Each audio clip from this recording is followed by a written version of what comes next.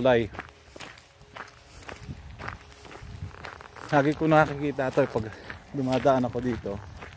Ngayon ko lang matutulayan ang tulay na to. May taas-taas to eh. Yan mga katropa. Tutulay muna ang inyong tropa dito.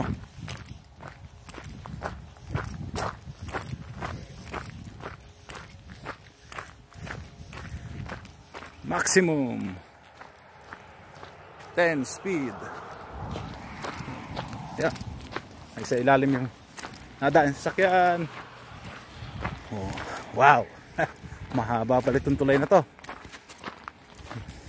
Alright. Yan, nandito tayo sa taas mga katropa. Yan ang baba. Alright, ayan ako. May parating sasakyan. Alright, tayo sila sa baba. Ano kayo ngayon? Ano sinasabi nyo? Ngayon, ako ang tinitingala nyo. Saan kayo ngayon? Andiyan kayo sa baba, andito ako sa taas. Kaya ako tinitingala nyo. So yan, lakad ko lang, tatawirin ko. Mahaba-haba rin pala to. Alright. Saan kaya pupunta to? Baka hindi pupuntang ano? Papuntang Mars. Wow. Para ko yung nalulula yata. Mataas pala rin. Ayun o, yung tubig guys oh. Mataas pala to. Alright, baka malaglag ang cellphone ko. Alright, yan guys oh. Meron ditong ano, durungawan. Nakadungaw sa bintana. Ayan guys, mataas siya guys. Ayan oh. Mataas oh. Wow. Wow, taas oh. Sarap mamingwit dito pero ako nangangatog. Ang taas guys. Wow. Sarap dito mamingwit. Alright.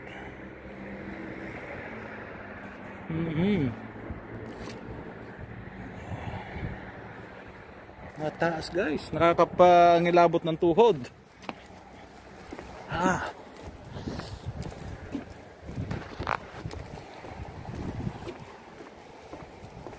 Wow.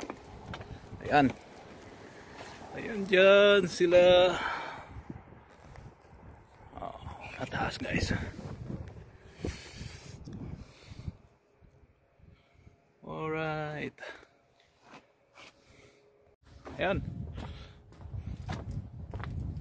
Ang lamig. Malamig. Ayan.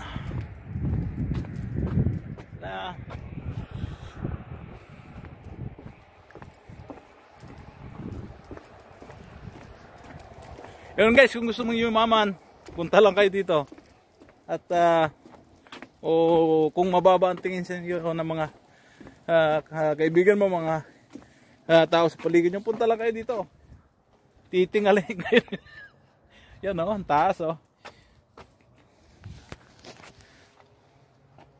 Yan. Ito ay daanan talaga ng tao, yung mga naglalakad. So, wow, pero matibay itong tulay na to. Mukhang may dumadaan dito yung mga ATV.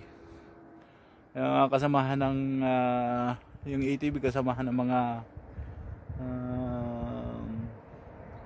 beaches.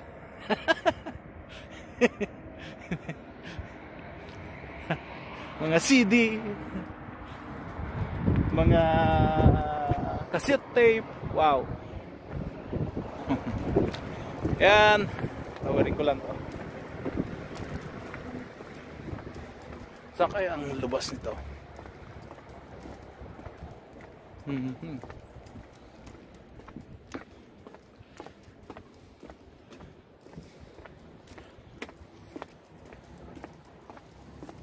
Wow, may deer. Nasa baba. Si deer. Deer uge.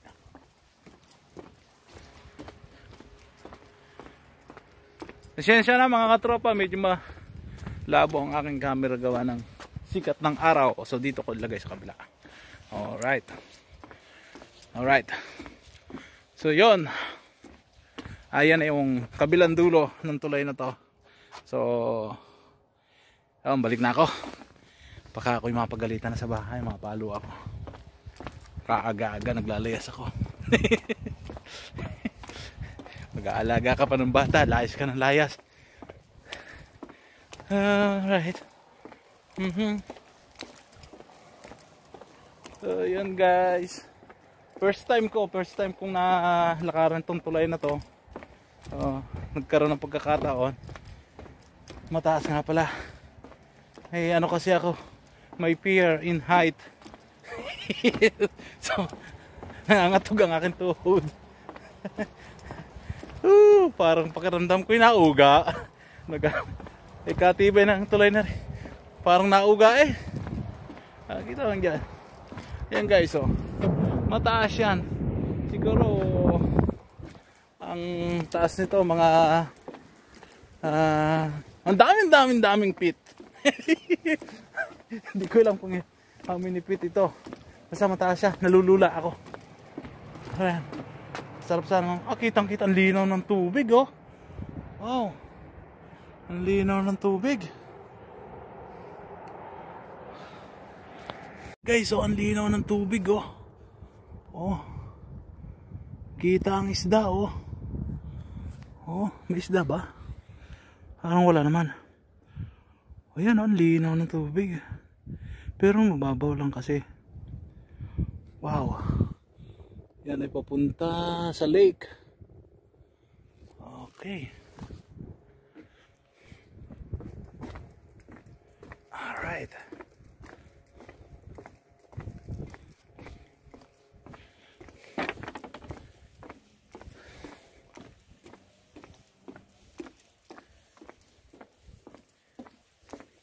Yan, meron sila ditong meron silang durungawan talaga. Mayroon sila ditong mini balcony para sa gustong dumungaw, sa mga walang takot sa heights. So ako saglit lang ako doon kasi nilulula ako.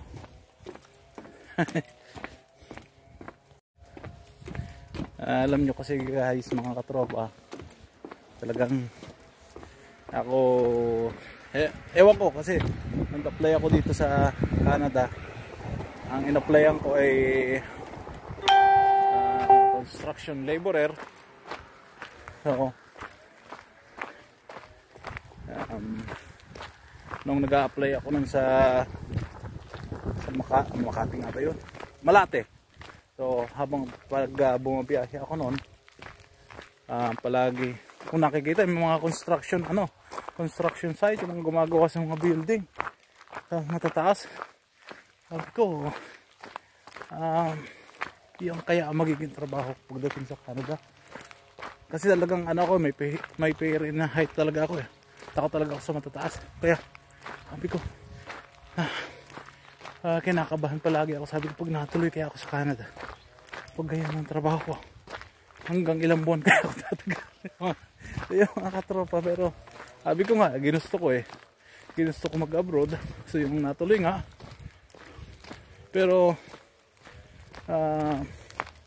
blessing din talaga kasi alam nyo, nagsarado yung kumpanya na in-applyan ko. But the good thing is inalaw pa rin nila kami na maka-entry ng Canada kahit na sila, bankrupt na sila. So ginamit pa rin namin yung work permit para lang maka-entry ng Canada. So yung broker namin, mahanap na lang sila ng ibang employer. So yun, nakakuha kaya bumagsak kami sa greenhouse. So yun, kaya natuloy rin kami sa Canada. So that was 2009. So na rin ako dito, more than 11 years dito sa Canada. Medyo matagal-tagal na. So yun, malamig maglakad mga katropa. Tapos sa suot ko pa hindi walking shoes, hindi running shoes. Ano lang to, slipper na may cover na may insulation kasi malamig ha. So yun guys, andito na ulit ako sa aking sasakyan. Alright. Nagpark lang ako sa grass. Hindi ko lang kung pwede dito bawal. So ayan, nakapasyal doon sa tuloy na yun. Alright.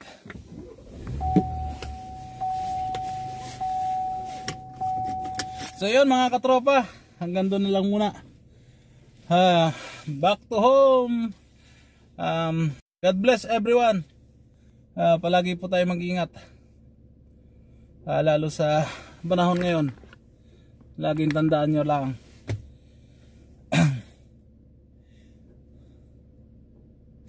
Nawala ako. Sige guys, God bless everyone. Keep safe all every day. Bye bye.